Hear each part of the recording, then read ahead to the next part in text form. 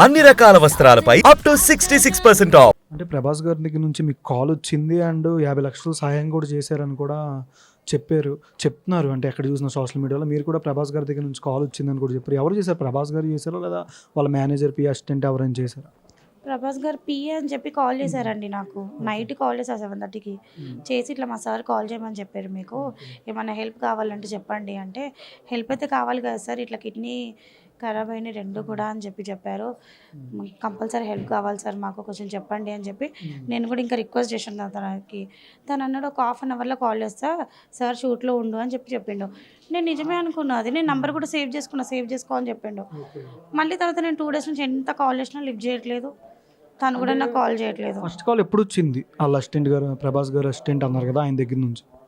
నాకు రోషన్ అన్న మండే రోజు ఇంటర్వ్యూ అయిపోయిన తర్వాత అదే రోజు నాకు ఈవినింగే కాల్ వచ్చింది. నేను అది నిజమే అనుకుంటున్నా. అంటే మీరు చూసారా అసలు ఎక్కడ చూసినా ప్రభాస్ గారే హెల్ప్ చేస్తున్నారు అని కూడా వచ్చేసినాయి ఆర్టికల్స్ కానీ పేపర్లో, సోషల్ మీడియా అంతటా చూసిన వీడియోలు. మీకు ఎవరైనా ఫోన్ చేసి చెప్పారా? చూశాను నేను న్యూస్, నేనే షాక్ అవుతున్నా. అసలు అమౌంట్ ఎక్కడ ఇచ్చిండు, అసలు ఇది ఫేక్ న్యూసే కదండి. అంటే ఫిష్ వెంకట్ గారికి కిడ్నీ ట్రాన్స్ప్లాంట్ చేయాలని ఎప్పుడు చెప్పారు డాక్టర్స్ గారు? మాకు సండే రోజు అండి, సండే రోజు మేము ఇక్కడికి వచ్చినాం. ఈ రోజుకి 5 డేస్ అవుతుంది వచ్చి. డోనర్స్ ఎవరైనా దొరికారా? అంటే ఉన్నారు, కాకపోతే బయటి వాళ్ళు వస్తున్నారు. కాకపోతే డాడీకి ఇప్పుడు బాగాలేదు కాబట్టి ఒక 10 డేస్ తర్వాత చెప్తా అని చెప్పారు. ఇంకా టైం ఉంది డాడీకి.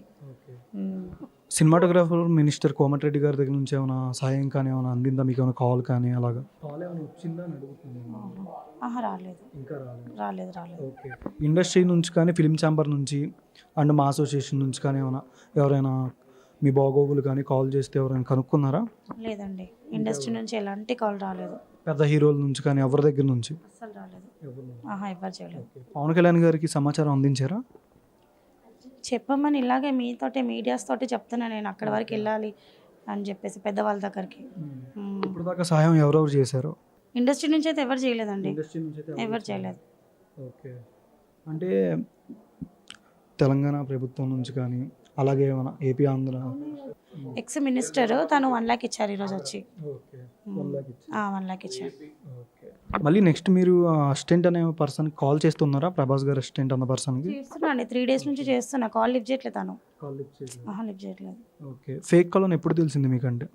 నాకు 3 డేస్ నుంచే తెలుస్తూనే ఉంది ఫేక్ కాల్ అని చెప్పేసి. ఎందుకంటే పిఏ అయితే లిఫ్ట్ చేసి మాట్లాడాలి కదా. హెల్ప్ కావాలని చేసింది వాళ్ళే, మళ్ళీ మేము కాల్ చేసినప్పుడు లిఫ్ట్ చేయట్లేదు. అంటే ఇప్పుడు ఫస్ట్ సహాయం చేసిన దగ్గర నుంచి ఫిష్ వెంకట్ గారికి వాళ్ళు మళ్ళీ ఇప్పుడు ఎవరు సహాయం చేయలేదా? గబ్బర్ సింగ్ టీం అలాగా వచ్చి కానీ గబ్బర్ సింగ్ టీం వాళ్ళు మాకు హెల్ప్ చేస్తున్నారు. అక్కడిక్కడ తిరుగుతున్నాం, వెళ్తున్నాం ఎవరైనా పెద్దవాళ్ళ దగ్గరికి, కానీ ఎక్కడి నుంచి మాకు ఎలాంటి హెల్ప్ రావట్లేదు. ఇంకా మీకు ఎవరి దగ్గర నుంచి సాయం కావాలి కానీ ఇండస్ట్రీ నుంచి కానీ?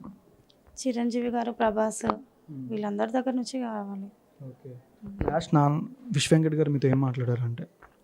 ఏం మాట్లాడలేదండి, ఏం మాట్లాడలేదు. ఓకే. ఈ వీడియో గురించి కానీ ఇంకెవరైనా మీకు రిలేటివ్స్లో అలా ఏమైనా కాల్ చేస్తున్నారా? ఇండస్ట్రీ నుంచి ఎవరి దగ్గర నుంచి కాల్స్ వచ్చినాయా? ఇండస్ట్రీ నుంచి ఏం రాలేదు కాల్. చెప్పిన కదా, ఓన్లీ గబ్బర్ సింగ్ టీం వాళ్ళు మాత్రమే ఉన్నారు ఇక్కడ, అంతే. మిగతా ఎవరు కాల్ చేయట్లేదు, రావట్లేదు కూడా. పవన్ కళ్యాణ్ గారికి సమాచారం అందజేయాలి ఇంకా, అంతే. అవునండి. అసలు మీడియా ఎందుకు ఫేక్ న్యూస్ వేస్తుంది? అసలు వెయ్యనప్పుడు ఎందుకు అట్లా ఇవ్వడం? మేము చెప్పలేదు కదా ఇచ్చిండని, మేము చెప్పాలి మాకు ఇచ్చిండు అని చెప్పేసి. చెప్పినప్పుడు మీరు ఎందుకు ఇస్తున్నారు?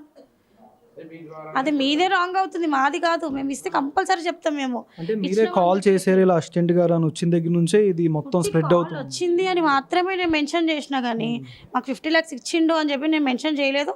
నేను ఏ మీడియాకి చెప్పలేదు. చెప్పినప్పుడు ఎందుకు ఇస్తారు మీడియాలో?